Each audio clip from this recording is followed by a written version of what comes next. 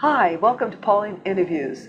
I am doing my interview here at the Crystal Crossroads in Newburgh, so I want to thank Dee Ellen Hardy, the proprietor, for letting me do my interviews in her lovely space here. And today I am interviewing Jane DeForest, who is author of a wonderful book called Love Never Dies. A psychic artist illustrates true stories of the afterlife. So besides being an author, she's also an artist.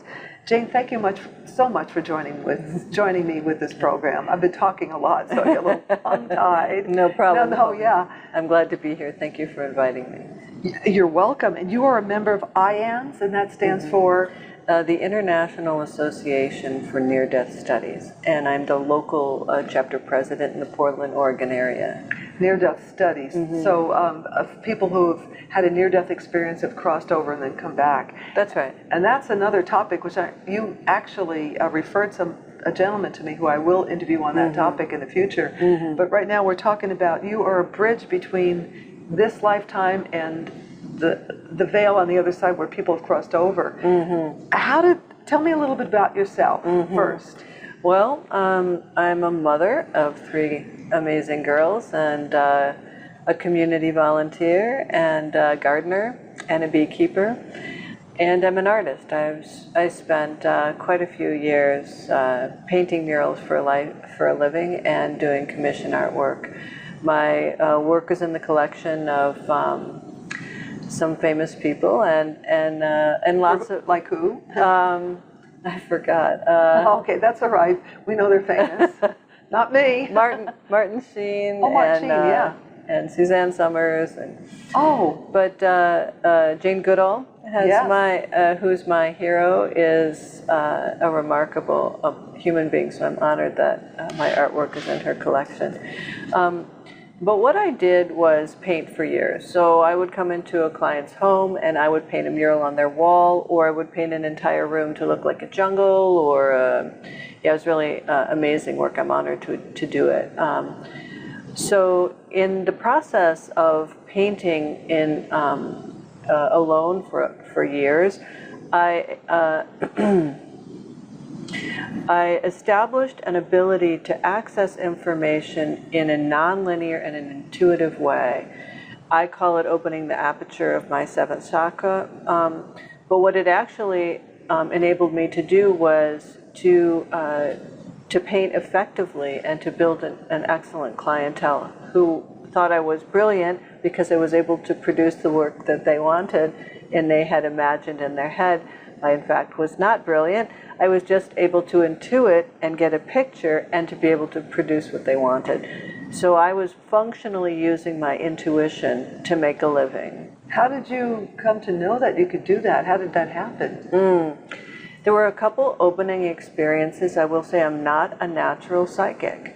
So that's part of my message, is that anybody can establish accuracy and dependability with their intuition by training themselves. So and I'm an example of that. I'm not one of those people that saw a grandpa who died in the crib and had conversations with him. Although I did have a very developed intuition and did know specific things, like when grown-ups were lying. As a child? As a child. I was able to use that naturally. I had several opening experiences, one in the Amazon jungle, where I was able to, I realized I was able to perceive people's thoughts directly. What do you mean you were in the Amazon jungle? Were you on a trip? I was on a trip, and I will say there is something to be said for power places. It isn't just a hype for a travel agent hype. When you're in these places of power where ley lines cross, or where monolithic architecture still exists, or like Egypt, maybe? Yes, that was my second opening experience. Was in the King's Chamber, which is the highest chamber that we have now found another chamber in the pyramid, but this is the only one that the public is allowed into. It's Which the high king? King Tut? They call it the King's Chamber, because it's the largest and highest chamber within the Great Pyramid of the Giza Plateau. There's 3 primary pyramids on that plateau. This is the largest one. No king was ever found in this sarcophagus. As a matter of fact, no mummy was ever found in any of the 22 pyramids in the, that stretch from the Giza Plateau onwards. So I find it questionable why we're calling these tombs. And I will say that spending time in these pyramids will certainly give people an indication of the power of this pyramid. For example, I'd forgotten to charge my cell phone, and I had brought it in to take pictures. The second time I was there several years ago, and my daughter, whom I took, held it up as we watched the numbers charge.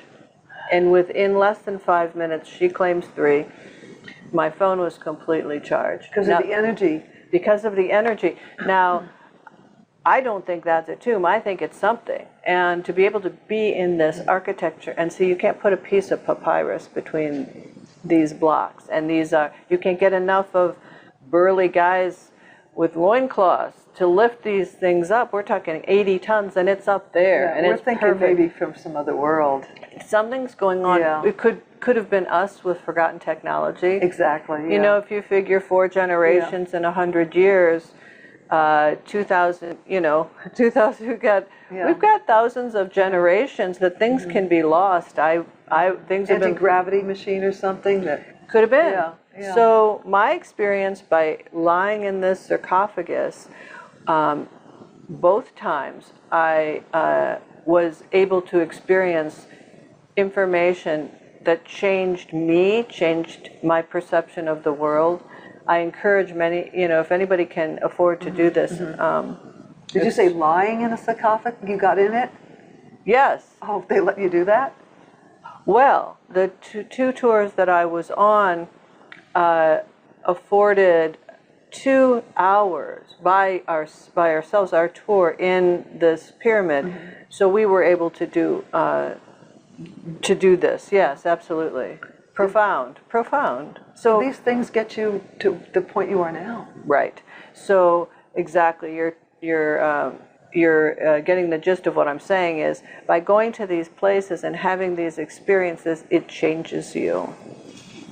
And I mean going with a spiritual mindset or a journey or a collective of people, maybe not going as a tourist. You're really going to, you're searching. Were you not so spiritually oriented before you took these trips?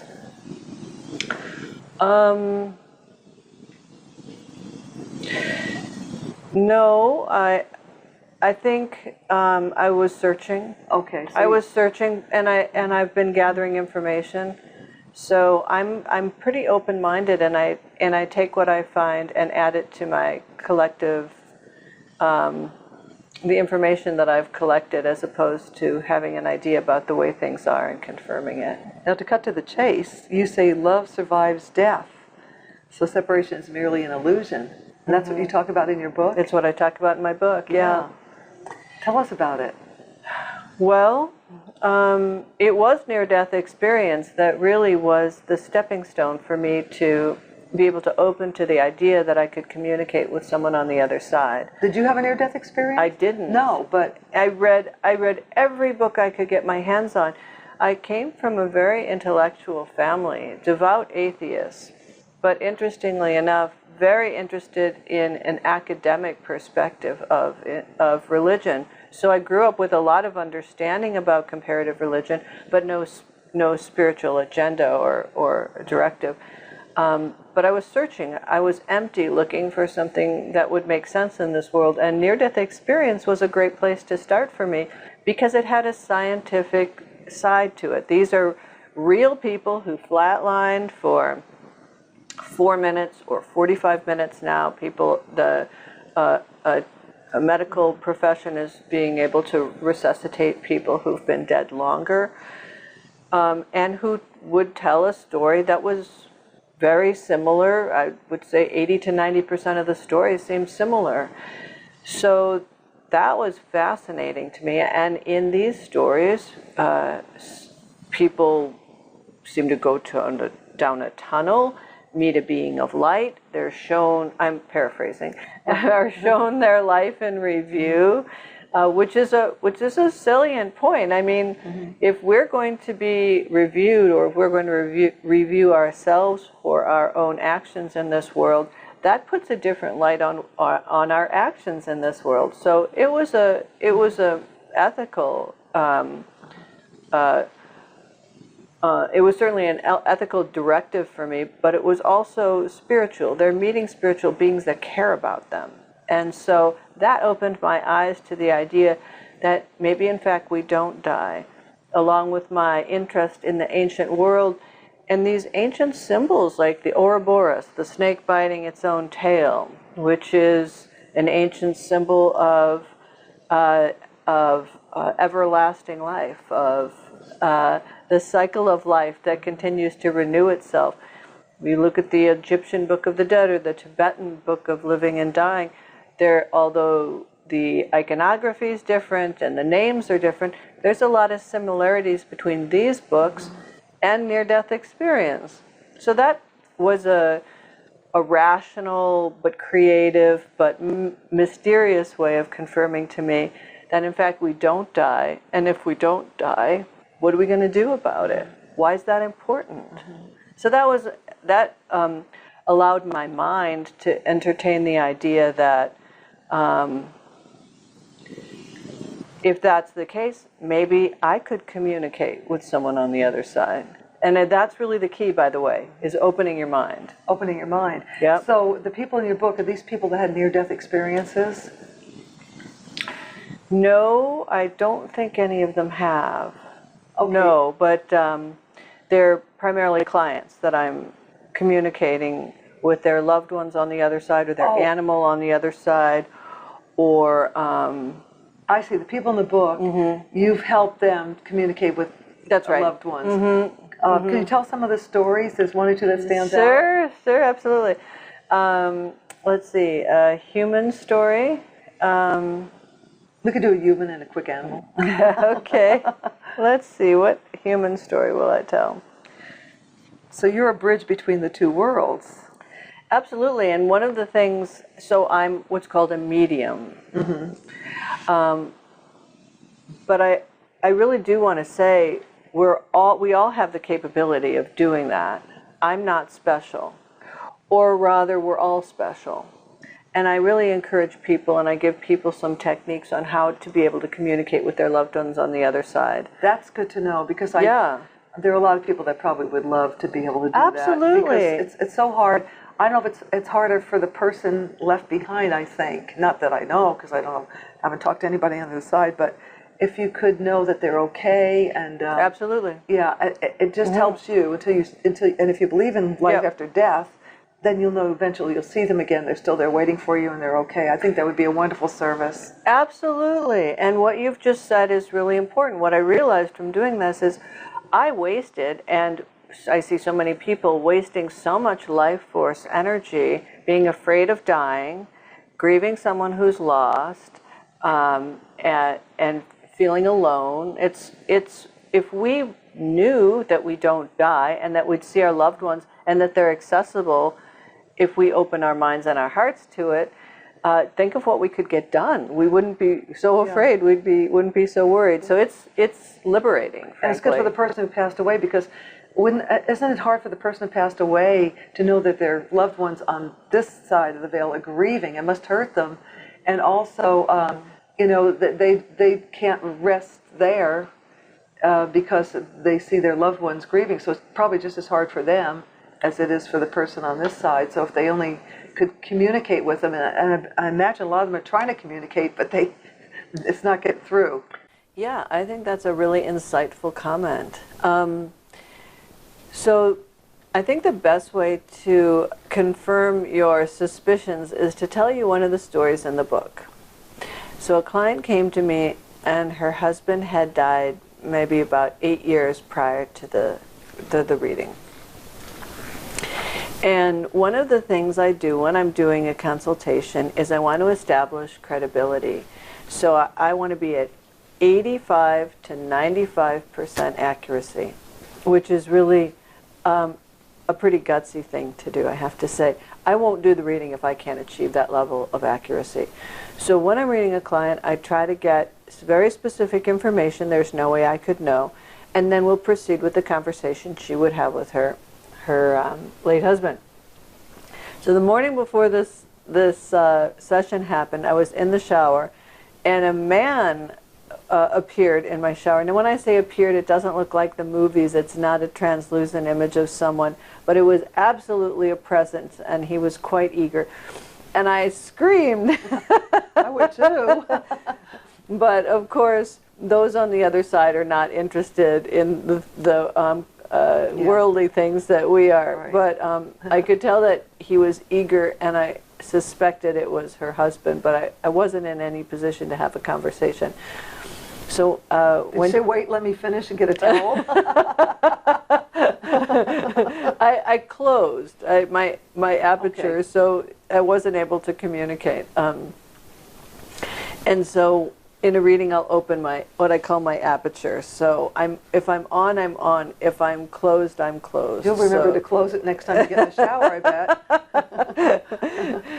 In fact, it was her husband, and we established that during the reading. And so he gave me the image of some very specific things. And so he gave me an image of the footprint of the house, so I drew a rectangle.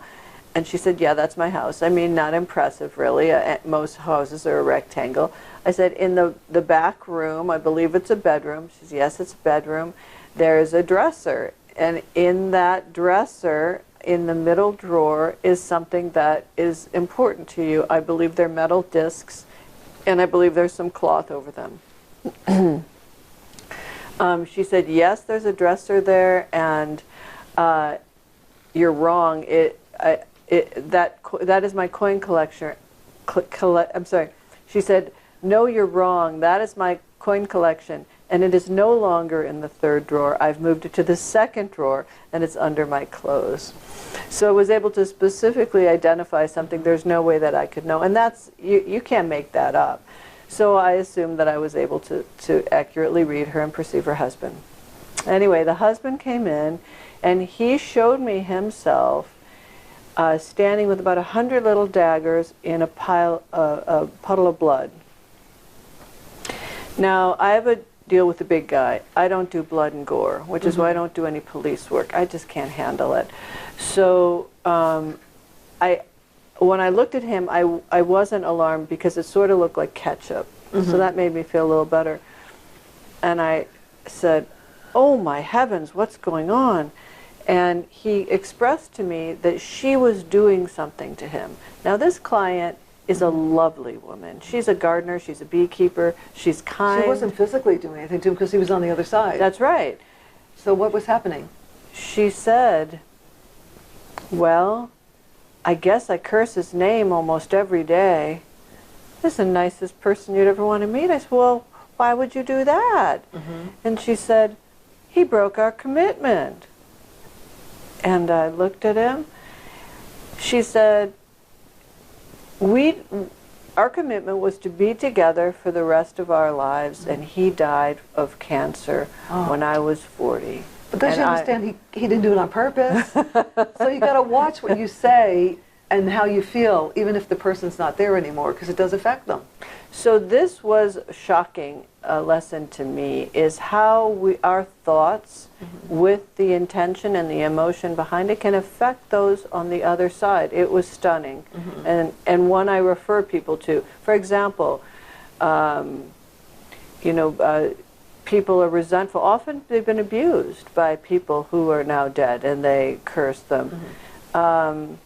The perspective of people on the other side who are abusers is a completely different one, and I've seen people on one knee, I've seen them on two knees, and I've seen them grovel on their belly during readings, apologizing for what they've done. The people on the other side. The people on the other side. So we should really all be forgiving. I mean, I know it's hard sometimes, but it not only helps us, but it helps the people on the other side.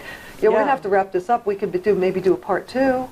There's so Sure. much information, and this It's, so. and there's so much to learn. Yeah. To me, and I consider myself a humble student. Yeah. So. And we want, you can help people. If people are desperate to, or Yeah. they want to, we will put your information, that it'll be out there. And It's people my- get a hold of you, and you can help them. And you put so many people to rest on both sides of the veil. Yeah, it's Thank you, my Jane. honor to be of service. Thank you. So much. Thank you for watching another edition of Pauline Interviews. We'll see you again in part 2, more with Jane.